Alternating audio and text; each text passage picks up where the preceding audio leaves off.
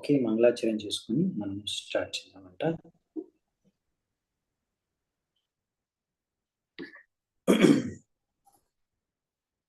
ఓం అజ్ఞానతిమిరాంధస్య జ్ఞానాంజనశ్లాకయా చక్షురున్మిలితం యేన తస్మై శ్రీగురవే నమః. శ్రీచైతన్యమనోభీష్టం స్థాపితం యేన భూతలే స్వయం రూపః కదా మహ్యం దదాతి స్వపదాంతికం. వందేహం శ్రీగురుం శ్రీయుతాపదకమలం శ్రీగురుం వైష్ణవాంశ్చ శ్రీరూపం సాగ్రజాతం సహగణ రఘునాథాన్వితాం సజీవం సాద్వైతం సావధూతం పరిజనసహితం కృష్ణ చైతన్యదేవం శ్రీరాధా కృష్ణపాదాన్ సహగణ లలితా శ్రీ విశాఖాన్వితాంశ్చ. నమో ఓం విష్ణుపాదాయ కృష్ణప్రేష్టాయ భూతలే శ్రీమతే భక్తివేదాంత స్వామినితే నామినే. నమస్తే సారస్వతే దేవే గౌరవాణి ప్రచారిణి నిర్విశేష శూన్యవాది పాశ్చాత్య దేశతారిణి. నమో మహావదన్యాయ కృష్ణ ప్రేమ ప్రదాయతే కృష్ణాయ కృష్ణ చైతన్య నామినే గౌరద్విషే నమః. हे कृष्णा करुणा सिंधु दीनबंधु जगत्पते गोपेश गोपिका कांत राधा कांत नमोस्तुते. तप्त कांचन गौरांगी राधे वृंदावनेश्वरी वृषभानुसुते देवे प्रणमामि हरिप्रिये. नीलाचल निवासाय नित्याय परमात्मने बलभद्र सुभद्राभ्यां जगन्नाथाय ते नमः. वाञ्छाकल्पतरुभ्यश्च कृपासिन्धुभ्य एव च पतितानां पावनेभ्यो वैष्णवेभ्यो नमो नमः. जय श्री कृष्ण चैतन्य प्रभु नित्यानंद श्री अद्वैत गदाधर श्रीवासादि गौर भक्तवृंद. हरे कृष्णा कृष्ण कृष्ण हरे हरे हरे राम राम राम हरे हरे. हरे कृष्ण. तो हमारा आज के మనము ఈరోజు శ్రీమద్ భాగవతం 9వ స్కందం 15వ నంబర్ అధ్యాయం 25వ శ్లోకం వరకు చూసుకున్నాము. సో 26వ శ్లోకం నుంచి చర్చించుకుందామంట. సో చాలా ఇంపార్టెంట్ స్టోరీ మొదలైంది పరశురాముడిది. సో దానికి కావాల్సిన బ్యాక్గ్రౌండ్ ఇక్కడ ఆల్రెడీ మనం చర్చించుకున్నాము. సో కార్తవీర్యార్జున ఇప్పుడు జమదగ్ని దగ్గర ఉన్న కామధేను ఆవును చూసి ఆయన ఇప్పుడు దాన్ని కోరుకుంటున్నాడు. మరి తర్వాత ఏం జరిగింది, ఆ ఈర్ష్యతో ఇప్పుడు అపరాధం ఎలా చేస్తాడు అతను, ఈ యొక్క మాత్సర్య భావనతో. సో ఇలా ఒక అనర్థం నుంచి ఎలా ఒక అనర్థం, మనలో ఉన్న అనర్థమే మన వినాశానికి ఎలా గురి చేస్తుందో అది భాగవతంలోంచి ఈ లీలల్లోంచి మనం నేర్చుకోవచ్చు. చూద్దామంట 26వ శ్లోకం.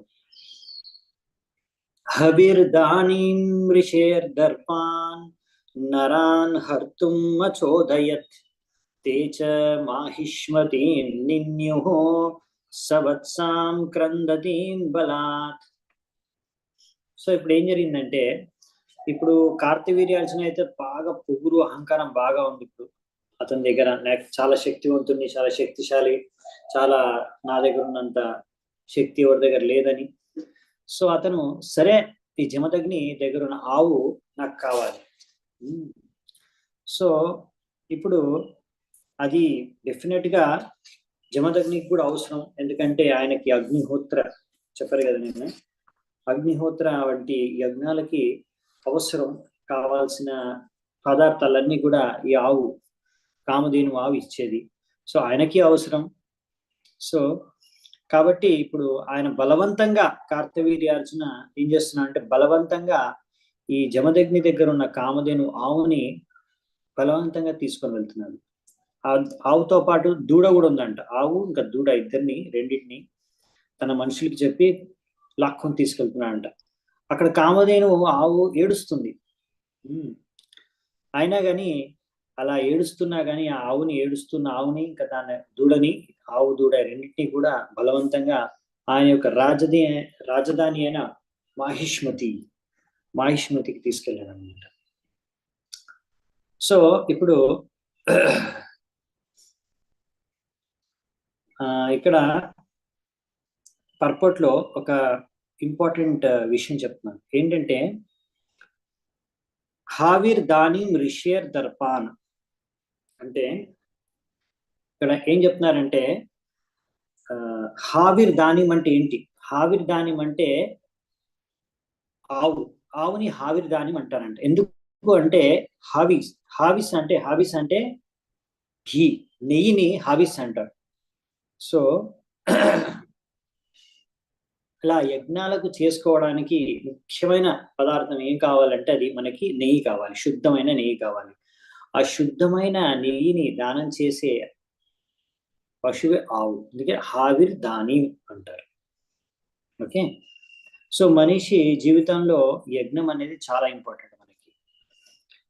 ఎలాగైతే మనం భగవద్గీతలో చదువుకున్నామో యజ్ఞార్థాత్ కర్మణో అన్యత్ర లోకోయం కర్మ బంధన. ఒకవేళ యజ్ఞం చేయకపోతే మనము ఈ యొక్క కర్మ బంధనంలో చిక్కుకుంటాం. కాబట్టి యజ్ఞం అనేది చాలా ఇంపార్టెంట్ మనకి. మనము కుక్కల్లాగా, పందుల్లాగా, గాడిదల్లాగా కష్టపడినంత మాత్రాన ఇంద్రియ తృప్తి కోసం కర్మబంధం నుంచి ముక్తి పొందలేము, కర్మబంధంలో చిక్కుకుంటాం. యజ్ఞం చేయడం ద్వారానే మనం కర్మబంధనం నుంచి ముక్తి పొందగలం. ఇది అసలైన ఎప్పుడైతే యజ్ఞాలు చేస్తారో మనిషి, అప్పుడే అతను సభ్యత సంస్కారం ఉన్నట్టు. సో అటువంటి సమాజం, ఏ సమాజంలో అయితే యజ్ఞాలు జరుగుతాయో అదే మనిషి యొక్క సరైన సంస్కృతి సభ్యత ఉన్న సమాజం అన్నమాట. సో మనిషికి శిక్షణ ఇవ్వాల్సింది ఈ విషయంలో. సో ఈ యజ్ఞానికి కావాల్సింది హావిర్ దానిం అంటే నెయ్యి, హవిస్ అంటే నెయ్యి. సో యాక్చువల్లీ నేను ఉంటున్న గ్రామం పేరు, ఇక్కడ ఇస్కాన్ మందిరం ఉంది కదా, మా ఇస్కాన్ మందిరం పేరు వచ్చేసి ఇస్కాన్ హబీబ్పూర్ అంటే నేను ఒకసారి ఒకరిని అడిగాను ఇక్కడ లోకల్గా అసలు ఏంటి దీని అర్థం ఏంటి అని. అప్పుడు అన్నారు, ప్రభు ఇక్కడ హబీబ్పూర్ అంటే ఇక్కడ ముందు యజ్ఞాలు జరిగేవి, అందుకనే దీన్ని హబీబ్పూర్ అంటారు. అదేంటి చాలా మంది ఇక్కడ హబీబ్ అంటే అదేదో ముస్లిం నేమ్ కదా, ముస్లిం పేరు అని అంటున్నారు అంటే, కాదు ప్రభుజీ, అది ముస్లిం పేరు కాదు. ఇక్కడ హబీస్ అంటే మామూలుగా ఏంటంటే నెయ్యి. మామూలుగా బెంగాల్లో వా అక్షరం లేదనమాట, మళ్ళా అక్షరాలు ఉంటాయి కదా ఇలు, అందులో వా ఉండదు, వాకి బదులుగా బా ఉంటుంది. సో ఎక్కడెక్కడ వా వస్తుందో సంస్కృతంలో, మన తెలుగులో కానీ అక్కడ అన్ని చోట్ల వాళ్ళు మీరు వా అని పలకమంటే బా అని పలుకుతారు. అంటే బృందావనం ఉందనుకోండి బృందావన్ అంటారు అలా. ఇప్పుడు వసంతం ఉందనుకోండి బసంతం అంటారు అన్నమాట. సో ఎక్కడ వచ్చిన వా వచ్చిన బా పలుకుతారు. సో ఇక్కడ అలాగే హబీస్ అంటే వాళ్ళ హబీస్ అంటారు. సో హబీబ్పూర్ అలా పేరు పడిందని నాకు ఒకరు చెప్పారు. ఎనీవే, సో ఇది ఇక్కడ యజ్ఞం అనేది చాలా ఇంపార్టెంట్. సో నాకు ఒకరు చెప్పారు అలా ఇక్కడ యజ్ఞం జరిగే ముందుని. సో యజ్ఞాత్ భవతి పర్జన్యం. ఎందుకు యజ్ఞం అంటే చాలా ఇంపార్టెంట్ అంటే, యజ్ఞం చేస్తేనే వానలు పడతాయి, వర్షాలు పడతాయి. యజ్ఞాత్ భవతి పర్జన్య. అలా అందుకనే రెగ్యులర్ గా యజ్ఞం చేయడం చాలా అవసరం. యజ్ఞాలు చేస్తేనే వర్షాలు పడతాయి, వర్షాలు పడితేనే పంటలు పండుతాయి, పంటలు పండితేనే ధాన్యం వస్తుంది, ధాన్యం ఉంటేనే కదా మనం అన్నం ఉంటుంది తినడానికి, భగవంతుడికి భోగ నైవేద్యం పెట్టి అప్పుడు ప్రసాదాన్ని మనం స్వీకరించవచ్చు. కాబట్టి యజ్ఞం చాలా ముఖ్యంగా. ఇది ఆ సమయంలో ఇక్కడ మనం చూస్తున్నాము, ఇది పరశురాముడి సమయంలో, అది మన త్రేతాయుగం, రైట్? సో త్రేతాయుగంలో ముఖ్యంగా యజతోమకై అంటే యజ్ఞం ద్వారానే భగవంతుడిని ఆరాధించుకునేది. ఏం కావాలన్నా మనకి సాధించుకోవాలంటే యజ్ఞం ద్వారానే, దాని ఫలం ద్వారానే వస్తుంది. ఇక్కడ కూడా చూసాం మనం. సో బేసికలీ అందుకనే యజ్ఞం అనేది చాలా ఇంపార్టెంట్. ఇలాంటి యజ్ఞాలకి ఆవు నెయ్యి చాలా ఇంపార్టెంట్. కాబట్టి ఒకవేళ మనము యజ్ఞాలు చేయడం మానేస్తే, మన వేదిక సంస్కృతి సభ్యతని నిర్లక్ష్యం చేస్తే తప్పకుండా మనము కష్టాల పాలవుతామని ఇక్కడ రాస్తున్నారు. ఇప్పుడు చాలా మంది పెద్ద పెద్ద వైజ్ఞానికులు, పండితులు, గొప్ప గొప్ప వాళ్ళందరూ కూడా ఎందుకు అర్థం చేసుకోలేకపోతున్నారంటే అసలు ఎందుకు ప్రకృతి వైపరీత్యాలు జరుగుతున్నాయి, మనకి ఎందుకు సమస్యలు వస్తున్నాయి, వాళ్ళు అర్థం చేసుకోవట్లేదు. ఎందుకంటే వాళ్ళకి తెలియదు ఈ సీక్రెట్, చాలా సీక్రెట్, ఈజీ, అందరికి తెలిసిన సీక్రెట్. ఎవరైతే భాగవతం చదువుకుంటారో వాళ్ళకి ఇంకా సీక్రెట్ తెలిసిపోతుంది, ఇగ్నోర్ చేయాలంటే. సో ఇక్కడ ప్రకృతి అనేది కూడా మొత్తము ప్రకృతే క్రియమానాని గుణై కర్మాని సర్వశ. సో ఈ విధంగా ప్రకృతి యొక్క చేతిలో అందరూ రకరకాల కష్టాలు అనుభవిస్తున్నారు, 3 గుణాల ద్వారా ప్రభావితం. కాబట్టి రకరకాల కష్టాలు అనుభవించాల్సింది. ఇలా అహంకారంతో విరిగితే, ఇప్పుడు ఇక్కడ కార్తవీర్య అర్జున్ కూడా అలా అహంకారంతో ఇప్పుడు ఈ తప్పు ఏదైతే చేస్తున్నారో, మాత్సర్య భావన, అహంకారం, ఈ 2 ఇక్కడ కూడుకొని తర్వాత ఇప్పుడు లోభము, కోరిక, ఇది కావాలి నాకు. సో ఒక అనర్థ ఇంకొక అనర్థాన్ని పెంచేస్తుంది. ఆల్రెడీ అతను మాత్సర్యం, లోభము, మాత్సర్యం 3 ఇక్కడ మీరు చూడొచ్చు. ఈ యొక్క తప్పు చేస్తున్నాడు కార్తవీర్యార్జుని 3 అనర్థాల కారణంగా. కామం, కోరిక, ఇది కావాలి అని, నా దగ్గర అన్ని ఉండాలి, అంత ఉంది అయినా కానీ ఇంకా ఈ ఆవు కూడా నాకే కావాలి, అతని దగ్గర ఎలా ఉంటుంది, నాకు కావాలి. సో ఈ ఆశ, అత్యాశ, లోభము, ఇదే కోరిక, నాకే అన్ని కావాలి, నేనే అన్ని భోగించాలి అనే కోరిక. సో ఈ అనర్థాలు అనమాట. ఈ అనర్థాల కారణంగానే వ్యక్తులు తప్పులు చేస్తుంటారు, తమ వినాశనాన్ని కొని తెచ్చుకుంటూ ఉంటారు. సో అందుకనే ఇలా లెక్క చేయకపోతే వైదిక సంస్కృతిని, సభ్యతని, యజ్ఞాలని తప్పకుండా మరి అందరూ కూడా కష్టాల పాలవ్వాల్సిందే ఇలా అహంకారంతో నడిస్తే. యజ్ఞే సుఖేను భవంతు, సుఖం కావాలి అంటే యజ్ఞం చేయాలి. అందుకనే మన కృష్ణ భావనామృతం ఈ ఉద్యమం ఏదైతే ఉందో, ఇస్కాన్ ఒక ముఖ్యమైన ఉద్దేశం ఏంటంటే అందరికీ ఆనందాన్ని పంచాలి, అందరికీ ఆనందాన్ని ప్రసాదించాలి. అందరికీ ఆనందం ఎలా లభిస్తుంది, యజ్ఞం చేస్తే. ఆ సంకీర్తన యజ్ఞం, ఈ యొక్క యుగధర్మం, ఈ సంకీర్తన యజ్ఞం చేయడం ద్వారానే అది సంభవం, అందరూ ఆనందంగా ఉండొచ్చు. ఆ ఉద్దేశంతోనే ఈ యొక్క హరే కృష్ణ ఉద్యమం, ఇస్కాన్ అనేది యాక్చువల్లీ ప్రభుపాల్ ద్వారా స్థాపించారు ఇస్కాన్ని. తద్వారా ఇస్కాన్ ద్వారా ఈ హరినామ సంకీర్తనాన్ని వ్యాపింపజేయడమే, తద్వారా అందరికీ ఆనందాన్ని ప్రసాదించడమే ఈ ఇస్కాన్ యొక్క ముఖ్యమైన లక్ష్యం. ఓకే, 27వ శ్లోకం.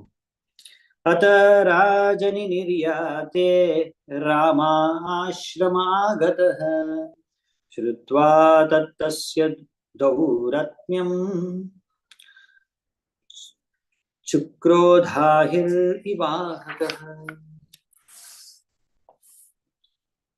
సో తర్వాత కార్తవీర్యార్జున ఈ విధంగా కామధేను ఆవును తీసుకొని వెళ్ళిపోయాడు తన యొక్క రాజధానికి. అప్పుడు పరశురాముడు అప్పుడు లేడు ఆ సమయంలో, ఈ అంత ఘటన జరిగిన సమయంలో పరశురాముడు లేడు. సో కాసేపు అయిన తర్వాత పరశురాముడు తన తండ్రి యొక్క ఆశ్రమం అయిన జమదగ్ని ఆశ్రమానికి ఇంటికి వచ్చాడు తిరిగి. ఎప్పుడైతే ఈ పరశురాముడు అందరికన్నా చిన్న కొడుకైన జమదగ్ని యొక్క చిన్న కొడుకైన పరశురాముడు ఇలా తిరిగి వచ్చి విన్నాడు, ఎలా కార్తవీర్యార్జున బలవంతంగా ఈ విధంగా ఆవుని ఏడుస్తున్నా కానీ అలా కామధేను ఆవుని బలవంతంగా తీసుకెళ్ళిపోయాడు దూడతో సహా. ఇది విని ఎలాగైతే మీరు ఒక పాము పైన కాలుతో తెక్కితే పాము ఎలా బుసగొడుతుందో కోపంతో, అలా ఇప్పుడు అంత కోపం వచ్చేసిందంట. సో ఈ పరశురాముడు ఇప్పుడు ఊరుకోడనమాట. అందుకని ఘోరమాదాయ పరశుం సతూనం వర్మ కార్మకుం అన్వధాత్వత ధుర్మర్షో మృగేంద్ర ఇవ యూతపం. సో వెంటనే పరశు అంటే గొడ్డలి, రైట్?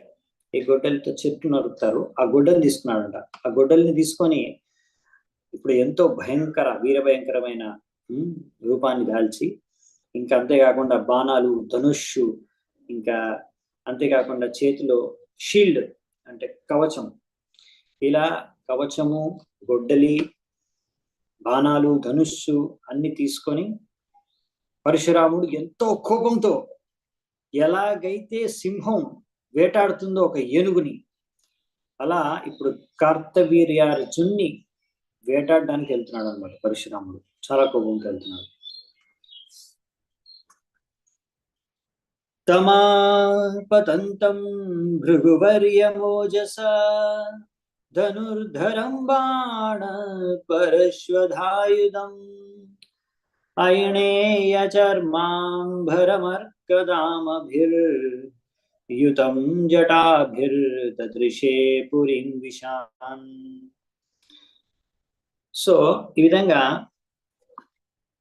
ఎప్పుడైతే రాజు కార్తవీర్యార్జున తన యొక్క రాజధాని అయిన మహిష్మతిపురికి వెళ్ళాడో, ప్రవేశించగానే సో అక్కడ ఎవరిని చూశాడంట, పరశురాముడు భృగు వంశం యొక్క శ్రేష్టమైన ఒక వంశజ్ఞుడైన పరశురాముడిని భగవంతుడిని అక్కడ చూశాడు.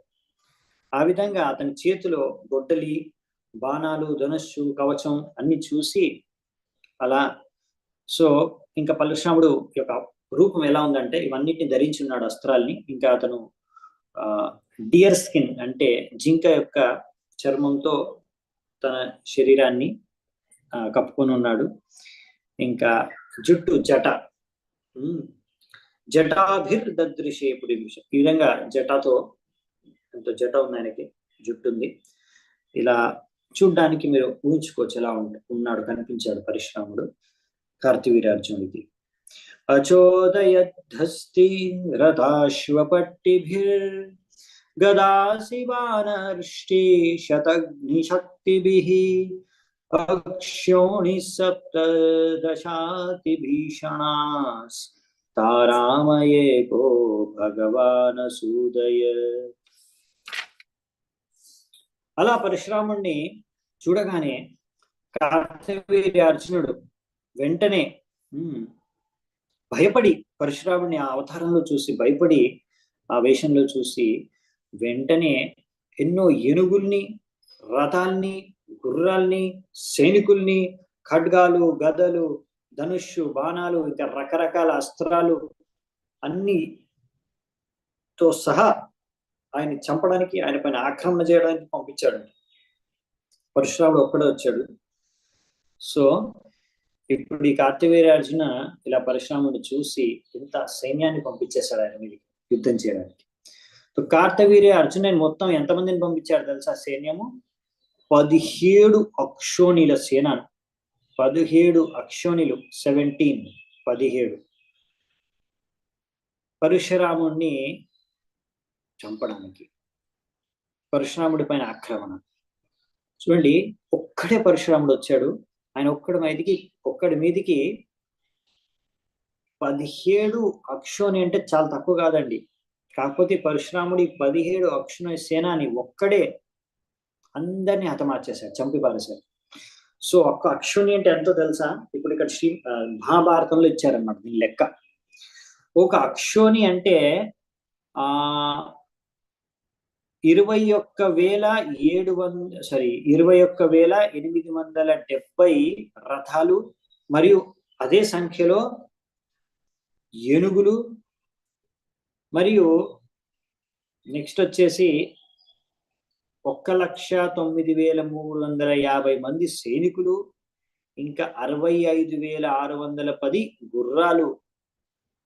సో ఇవన్నీ కలిపితే అంటే బేసికలీ రథాలంటే రథం పైన సవారీ చేసి యుద్ధం చేసే వాళ్ళని, ఏనుగులంటే ఏనుగు పైన యుద్ధం చేసే వాళ్ళని, గుర్రం అంటే గుర్రాల పైన యుద్ధం చేసేవాళ్ళని, ఈ విధంగా ఇంకా మిగతా సైనికులు అంటే కాలినడక పైన వచ్చి యుద్ధం చేసేవాళ్ళని.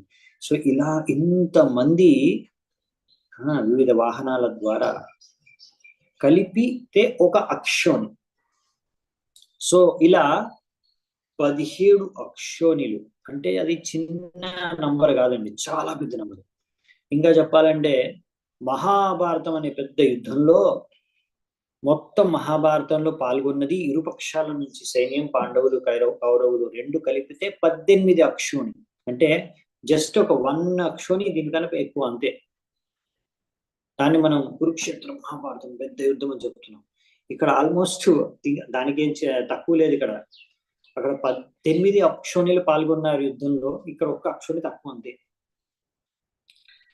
సో ఈ విధంగా ఇక్కడ లెక్క ఇచ్చారనమాట. లెక్క ఎలా కడతారు, ఇలా ఒక అక్షోణి అంటే ఇంతమంది, ఇన్ని ఏనుగులు, ఇన్ని గుర్రాలు, ఇన్ని రథాలు, ఇంతమంది కాలినడక మీద వెళ్ళే సైనికులు, అని ఎలా లెక్క కట్టారు అనేది మొత్తం మహాభారతంలో ఆ లెక్క ఉందన్నమాట. ఆ లెక్క ఇక్కడ ఇచ్చారు. ఓకే, సో ఆ గణనాలన్నీ కూడా ఇక్కడ ఇచ్చారు. తాత్పర్యంలో వివరంగా ప్రభుపాద వారు చూసుకోవచ్చు మీరు కావాలంటే. సో ఇంతమంది సైన్యం ఒకేసారి పరశురాముడి పైన ఆక్రమణ చేశాడు. కానీ పరశురాముడు ఎలా చంపేశాడంటే చాలా అద్భుతం. ఇది పరశురాముడి యొక్క లీల యొక్క విశేషం. భగవంతుడు యొక్క అవతారం అని పరశురాముడు ఎలా చంపాడో, అసలు ఇంతమందిని ఒక్కడే ఎలా చంపాడు, అసలు ఆ స్పీడ్, ఏ స్పీడ్ లో చంపాడు అనేది ఇప్పుడు 31వ శ్లోకంలో చెప్తారు చూడండి.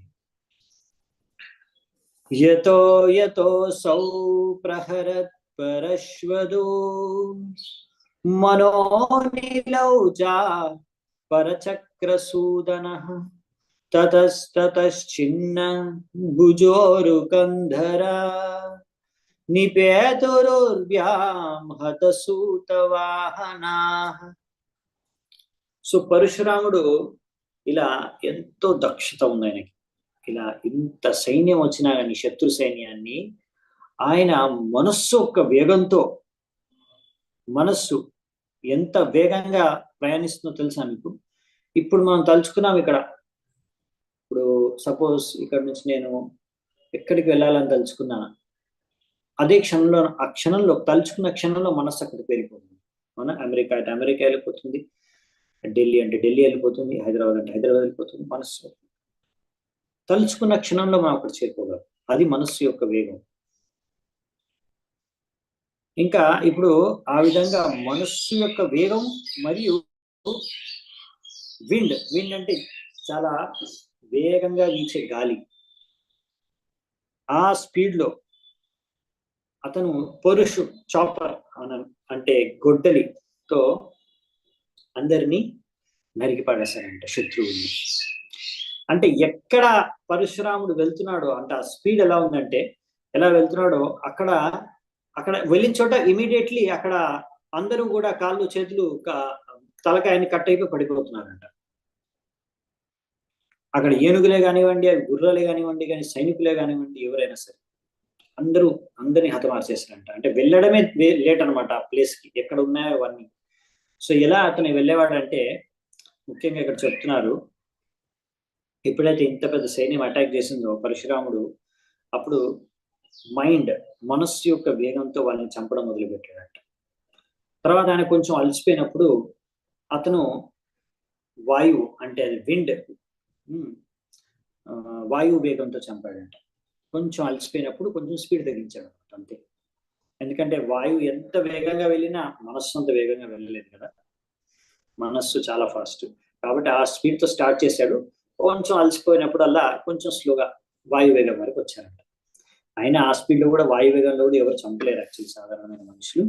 ఇంకా మనస్సు వేగంగా అంటే అసలు మీరు చూసేలోపు ఆయన మిమ్మల్ని చంపేస్తాడు అనమాట అలా. సో ఆయన అటాక్ చేయడానికి వచ్చినప్పుడు పరశురాముడు, మీరు అసలు మనస్సు వేగం అంటే ఒక శత్రువు అస్త్రం అసలు అటాక్ చేయడానికి పట్టుకునే లోపు అతను చనిపోతాడు, అతని చేళ్ళు కాళ్ళు అన్ని కట్ అయిపోతాయి. సో ఆ స్పీడ్ లో చంపారనమాట. అంటే ఊహించుకోలేరు మీరు, మనస్సు ఎంత స్పీడ్ గా వెళ్తుంది అంత స్పీడ్ గా చంపారంటే అసలు ఊహించుకోలేరు. సో 32వ శ్లోకం. దృష్ట్వా స్వసైన్యం రుధిరౌగకర్దమే రణాజిరే రామ కృతారసాయకైః విక్రణవర్మధ్వజచాపవిగ్రహం నిపాతితం హైహయ ఆపతదృశా. ఈ విధంగా ఆయన గొడ్డలి, పరశు ఇంకా ఆయన యొక్క బాణాల ద్వారా పరశురాముడు అక్కడ కార్తవీర్యార్జునుడి యొక్క సైనికుల వాళ్ళ యొక్క కవచాలని, వారి యొక్క అస్త్రాలని, వారి యొక్క జెండాలని, వారి యొక్క శరీరాలని అన్నిటినీ నరికేసి పారేశారనమాట. మొత్తం అన్ని చోట్ల ముక్కలు ముక్కలయ్యి అక్కడ భూమి మీద మొత్తం రక్తంతో నిండుకొని అక్కడ మొత్తం ఆ భూమి అంతా కనిపిస్తుందంట. ఈ కార్తవీర్యార్జునుడు చూశాడు. ఇంత ఘోరం చూసి తన సైన్యాన్ని అంతా ఒక్క పరశురాముడి హతమార్చేశాడు. 17 అక్షోని సైన్యాన్ని ఇప్పుడు కార్తవీర్య అర్జునుడికి చాలా కోపం వచ్చేసింది అనమాట. ఎంతో కోపంతో ఇప్పుడు అతను కూడా యుద్ధం చేయడానికి ముందుకు వస్తున్నాడు. అతార్జున పంచశతేషు బాహుభిర్ ధనుష్యు బాణాన్ యుగపత్స సందదే రామాయ రామోస్తరభృతాం సమగ్రణీస్ తాన్యేకదన్వేషు విరాచినత్సమం. తర్వాత కార్తవీర్య అర్జున అతని దగ్గర 1000 చేతులు ఉన్నాయి కదా, 1000 చేతులతో ఒకేసారి, అంటే 2 చేతులతో మన ఒక ధనుష్యు బాణాన్ని ఎక్కుపెట్టి వదులుతారు కదా బాణాన్ని. సో ఒకటేసారి 1000 చేతులతో ఆయన 500 ధనుష్యులు అలాగే 500 బాణాలు పెట్టి ఆయన పరశురాముడి పైన వదిలాడంటే చంపడానికి పరశురాముడు. సో ఆ విధంగా పరశురాముడు ఎంతో దక్షత, ఆయనతో యుద్ధం చేయడంలో ఆయనతో సరిసాటి ఎవరు లేరు. సో అతను కూడా ఏం చేశాడంటే, అతను 500 బాణాలని వదిలితే పరశురాముడు కూడా ఆయనకు తగ్గట్టుగానే ఆయన అన్ని బాణాలు వదిలి, ఆయన ఒక్కొక్క బాణం, పరశురాముడి ఒక్కొక్క బాణం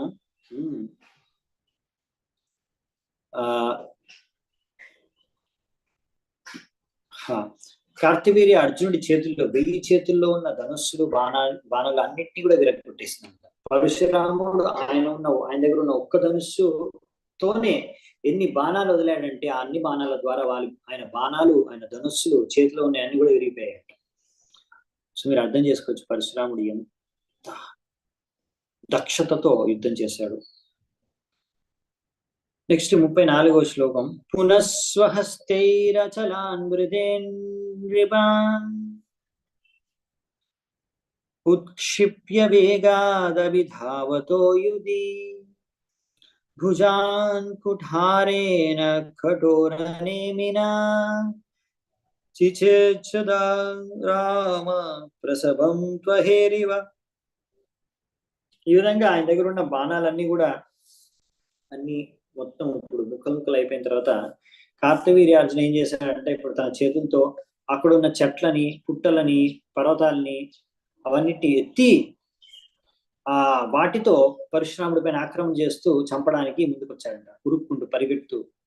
అప్పుడు పరశురాముడు తన యొక్క గొడ్డలితో ఈ కార్తవీర్య అర్జునుడి యొక్క చేతుల్ని ఒక్క వేటితో నరికి పారేశాడంట.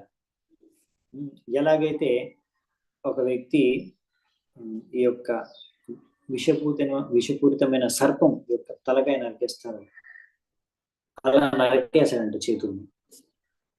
కృత బాహో శిరస్తస్య గిరే శృంగం నివాహరత్ హతే పితరి తత్పుత్రా అయుతం దుద్రుభుర్భయాత్ అగ్నిహోత్రీం ఉపావర్త్య స్వత్సాం పరవీరః సముపేత్యాశ్రమం పిత్రే పరిక్లిష్టాం సమర్పయత్.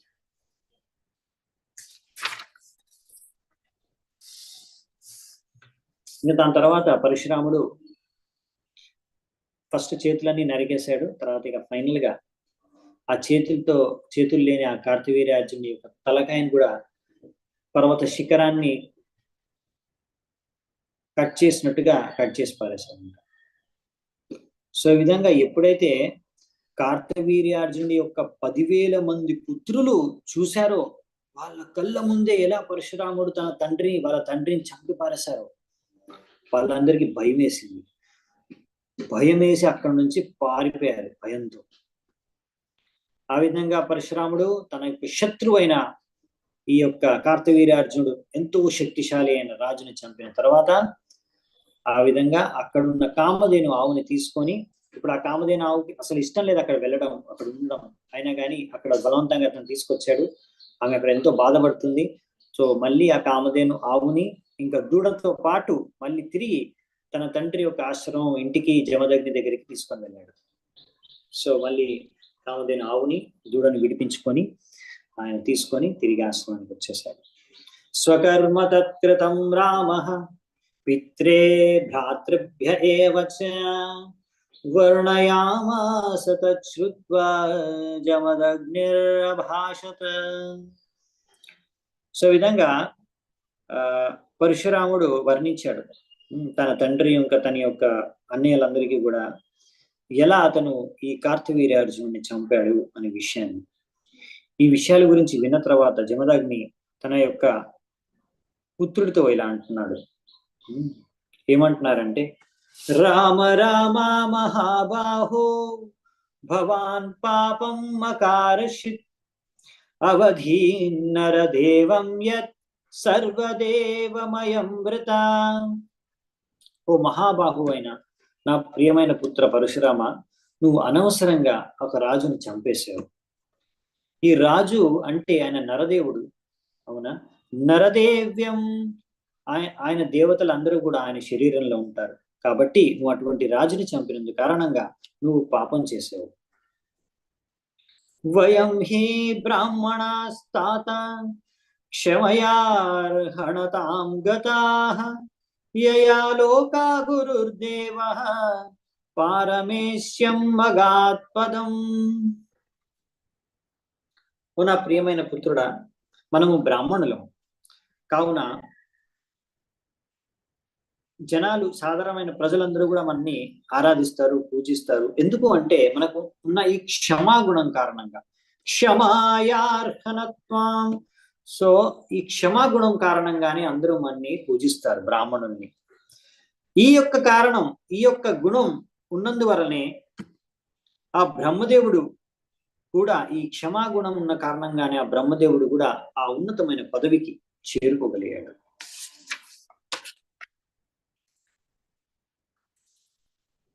క్షమయా రోచతే లక్ష్మీర్ భ్రామ్యీ శౌర్యతా ప్రభా శమినామాశు భగవాన్ తుష్యతే హరిరీశ్వరః. ఒక బ్రాహ్మణుడి యొక్క కర్తవ్యం క్షమించే గుణం. ఆయన క్షమించాలి. సో ఈ క్షమించే గుణము ద్వారా, which is illuminating like the sun, ఈ యొక్క గుణం ఏదైతే ఉందో బ్రాహ్మణుల్లో, క్షమించే గుణం, అది ఒక సూర్యుడు వెలుగు వంటిది బ్రాహ్మణుడికి. సో భగవంతుడు హరి ఎవరైతే ఈ విధంగా క్షమిస్తారో వారి పట్ల ఆయన ఎంతో ప్రసన్నుడవుతాడు. సో ఈ క్షమాగుణం ఎంత గొప్పది, ఈ క్షమాగుణం కారణంగానే బ్రాహ్మణులు ఎంత గొప్పవారు, ఈ క్షమాగుణం కారణంగానే భగవంతుడు కూడా ఈ బ్రాహ్మణుల పట్ల ఎంతో సంతృప్తి చెందుతారు అనేసి ఇక్కడ జమదగ్ని పరశురాముడు చెప్పాడు. సో ఇక్కడ అంటే ఒక్కొక్క వ్యక్తి, ఒక్కొక్క గుణం, ఒక్కొక్క లక్షణం ద్వారా వారి యొక్క శోభ, వారి యొక్క కాంతి, వారి యొక్క ప్రభావం అనేది పెరిగిపోతుంది. అయితే చాణక్య పండితులు మనకు చెప్పారు, ఎలాగైతే కుక్కు బర్డ్ అంటే కోయిల అది నల్లగా ఉంటుంది పక్షి చూడ్డానికి, అయినా కానీ ఎంతో మధురమైన గొంతు ఉంటుంది కోయిల యొక్క గొంతు, అవునా? అలాగే ఒక స్త్రీ, ఆమె యొక్క సౌందర్యం ఎలా పెరిగిపోతుంది అంటే, ఆమె యొక్క పతివ్రత, తన భర్త పైన ఉన్న శ్రద్ధ, తన భర్త పట్ల ఉన్న పతివ్రత మరియు శ్రద్ధ, ఈ రెండిటి కారణంగా. అలాగే అంటే ఇలా ఎవరి ఏ లక్షణం ద్వారా ఒక వ్యక్తి, ఒక జీవి, వారి యొక్క సౌందర్యం పెరిగిపోతుంది, రెట్టింపు అయిపోతుంది అనేది ఇక్కడ చెప్తారన్నమాట. అలా కుక్కు ఒక పక్షి యొక్క మధురమైన ఈ యొక్క గొంతు ద్వారా, వాణి ద్వారా, అలాగే గానం ద్వారా, అలాగే ఒక స్త్రీకి అయితే తన భర్త పట్ల ఉన్న పతివ్రత మరియు శ్రద్ధ ద్వారా, అలాగే ఒక చూడ్డానికి పెద్దగా అందంగా లేడు వ్యక్తి, మనిషి చూడ్డానికి అందంగా లేడు, అగ్లీ అంటే చూడ్డానికి బాగోలేడు, అయినా కానీ ఆ వ్యక్తి ఎంతో అందమైన వ్యక్తిగా మారిపోతాడు ఎప్పుడైతే అతను ఒక మంచి శిక్షితుడైన పండితుడైనప్పుడు. శాస్త్రాల్లో నిపుణుడై పండితుడైనప్పుడు అలాంటి వ్యక్తి చూడ్డానికి బయట నుంచి నల్లగా ఉన్నా ఎలా ఉన్నా చూడ్డానికి బాగోలేకున్నా అతను చాలా అందంగా కనిపిస్తాడు, అతని సౌందర్యం పెరిగిపోతుంది. సో ఈ విధంగానే బ్రాహ్మణులు, క్షత్రియులు, వైశ్యులు మరియు శూద్రులు వారి ఏ గుణాలైతే వాళ్ళకు ఉండాలో ఆ గుణాలు వాళ్ళలో ఉంటే దాని ద్వారా వారు కూడా అలాగే ఇంకా అందంగా మారిపోతారు. సో బ్రాహ్మణుల్లో అలా వారి అందాన్ని పెంచే గుణం క్షమాగుణం. క్షత్రియుల్లో వారి యొక్క ఏ గుణం ఇంపార్టెంట్ అంటే క్షత్రియుల్లో వాళ్ళు వీరత్వం, ఎప్పుడు కూడా యుద్ధం నుంచి పారిపోకుండా యుద్ధం చేసే గుణం. సో అది క్షత్రియుల యొక్క సౌందర్యాన్ని పెంచేస్తుంది, క్షత్రియుల యొక్క గొప్పతనాన్ని పెంచేస్తుంది, వారి ఖ్యాతిని పెంచేస్తుంది. సో ఇక్కడ మీరు చూశారు కార్తవీర్యార్జున ఎప్పుడైతే మృతి చెందాడో వెంటనే ఆయన కొడుకులందరూ కూడా క్షత్రియులైనప్పటికీ భయపడి పారిపోయారు. సో మీరు అర్థం చేసుకోవచ్చు. సో క్షత్రియుడికి అలా పారిపోయారనుకోండి యుద్ధం నుంచి, అది శోభనివ్వదన్నమాట.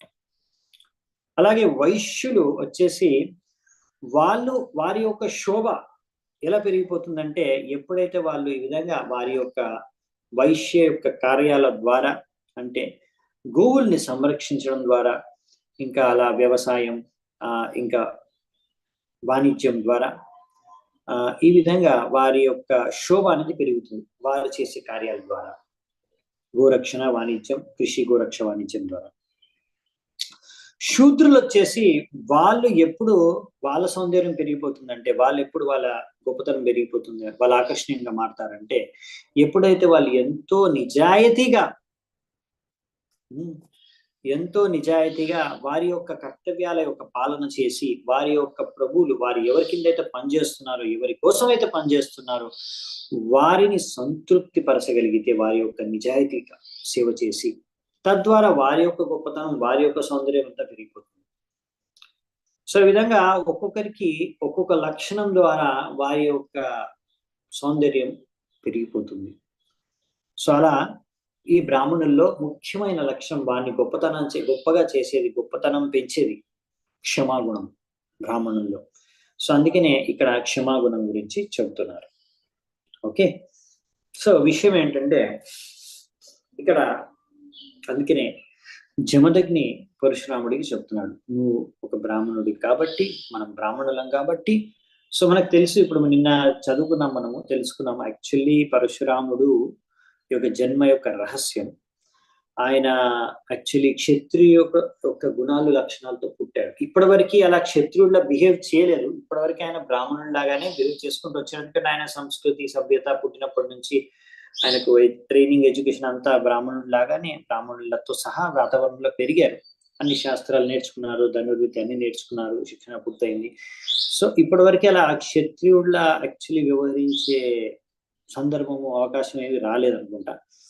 సో ఇప్పుడు కానీ ఎప్పుడైతే ఇలా జమదగ్ని దగ్గర నుంచి ఇలా కార్తవీర్యార్జున క్షత్రియుడు రాజు కామధేను ఆవును లాక్కొని వెళ్ళిపోయాడు,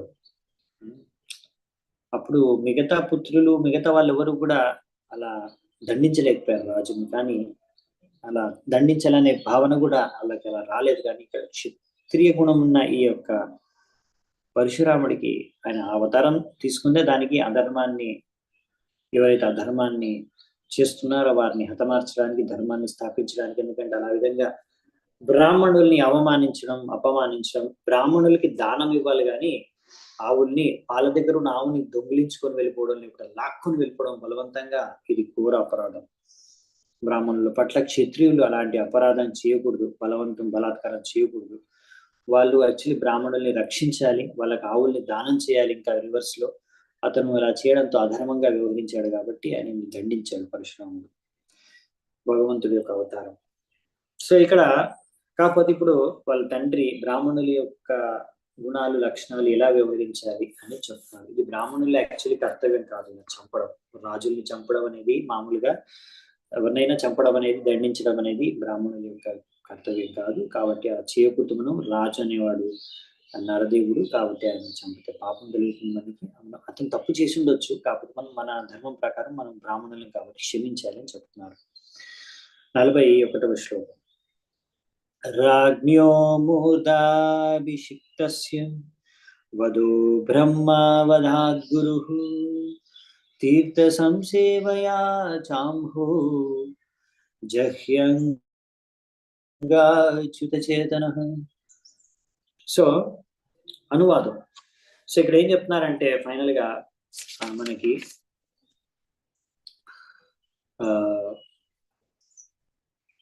జమదగ్ని తన పుత్రుడైన పరశురాముడికి, ఓ నా ప్రియమైన పుత్ర, చూడు ఈ రాజు మొత్తం ఇక్కడ మొత్తం ఈ యొక్క దేశానికి రాజు అయిన, సో ఆయన సామ్రాట్ చక్రవర్తి. ఒక విధంగా చెప్పాలంటే ఆ రాజుని చంపడం అనేది,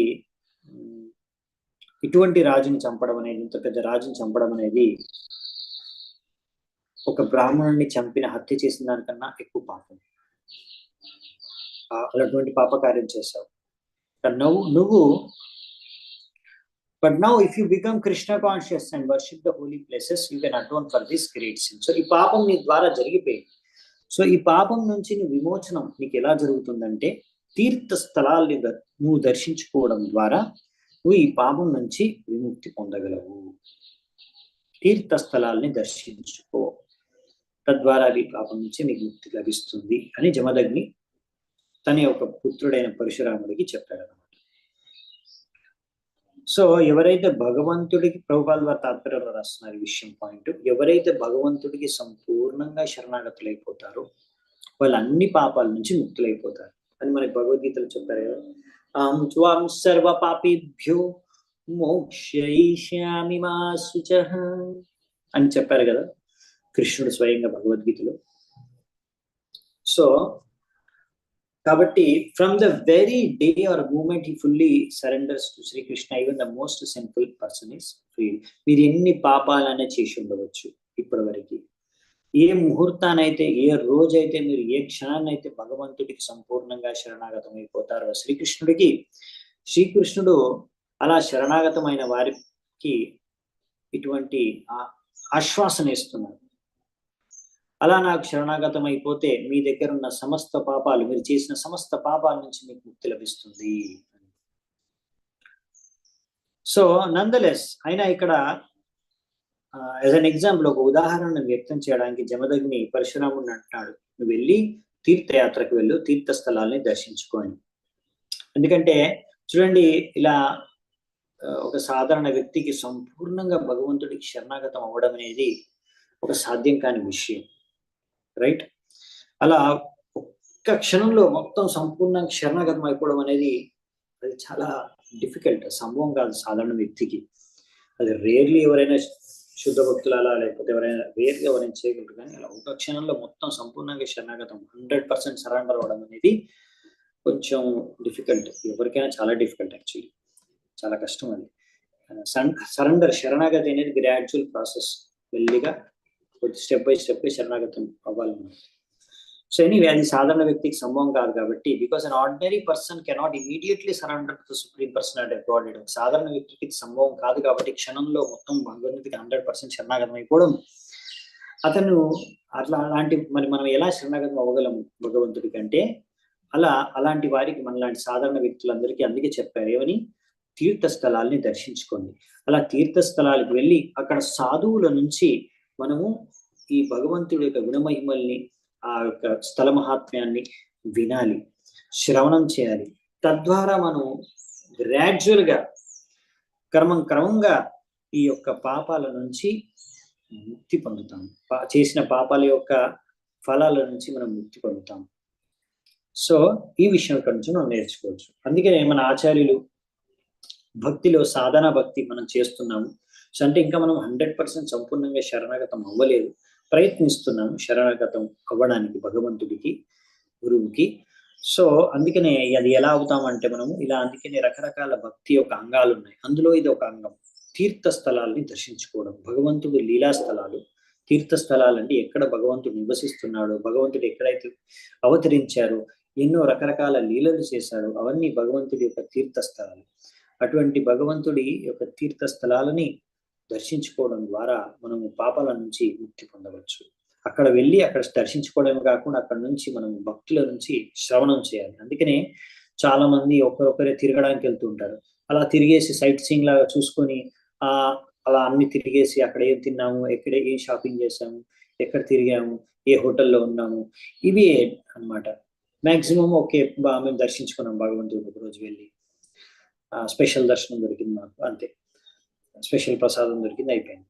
కానీ అసలు అక్కడికి వెళ్ళిన తర్వాత మనము హోల్ టైం భగవత్ చేతనలో, భగవత్ సాంగత్యంతో, భక్తుల యొక్క సాంగత్యంలో శ్రవణం కీర్తనం చేసుకుంటూ మనం భగవంతుడికి భక్తి చేసుకున్నామా, అలా చేసుకుంటే అది అసలైన తీర్థయాత్ర అన్నమాట.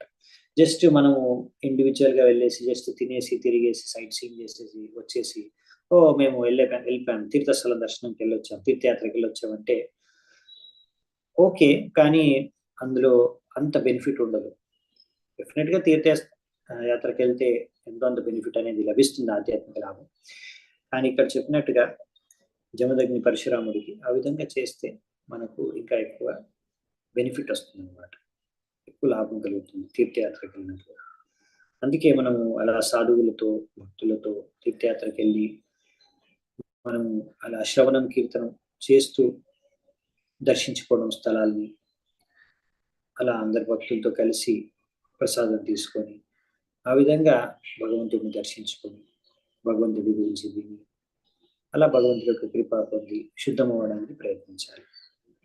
ఇది సరైన చేతనతో తీర్థస్థలాన్ని దర్శించుకునే విధానం. సో బేసికలీ ఇక్కడ మనము ఈ శ్లోకంతో ఈ అధ్యాయం ముగుస్తుంది. ఓకే, సో మనము ఈ 41వ శ్లోకం వరకు మనం చర్చించుకున్నాము. దీంతోనే ఈ అధ్యాయం ముగుస్తుంది. సో ఈరోజు నేను ఇక్కడే స్టాప్ చేస్తాను. ఓకే, 15వ అధ్యాయం ముగిసింది. సో 16వ అధ్యాయం మనం చూస్తామంట. అంటే ఈ స్టోరీ ఇక్కడ ఆగిపోలేదు, అది కంప్లీట్ అయిపోలేదు, ఫినిష్ అయిపోలేదు. పరశురాముడిది కంటిన్యూ అవుతుంది. యాక్చువల్లీ ఇప్పుడు పరశురాముడు ఓన్లీ కార్తవీర్యార్జునుడు ఒక్కడనే చంపాడు. సో జమదగ్ని దానికి ఏం చేయాలో చెప్పాడు. సో దీని తర్వాత మరి ఏం జరుగుతుంది, ఇంకా స్టోరీ అయిపోలేదు. మనం విన్నాం కదా, పరశురాముడు 21 సార్లు క్షత్రియుల్ని వధించాడు. మరి ఏం చేశాడు పరశురాముడు? తన తండ్రి మాట అనుసరించి తీర్థస్థలాలే దర్శించుకోవడానికి వెళ్ళిపోయాడా? మరి 21 సార్లు క్షత్రియుల్ని ఎప్పుడు, ఎందుకు, ఎలా వధించాడు? ఏ కారణం చేత? మళ్ళీ ఏమైనా జరిగిందా? ఇవన్నీ విషయాలు నెక్స్ట్ అధ్యాయంలో మనం చూస్తాము. అది రేపటి నుంచి చర్చించుకున్నాము. సో ఈరోజు ఇక్కడే నేను సెలవు తీసుకుంటాను మీ దగ్గర. చాలా చాలా ధన్యవాదాలు ఎంతో ఓపిక విన్నందుకు. Thank you so much. శిల ప్రభుపాదికి జై. శ్రీమద్ భాగవత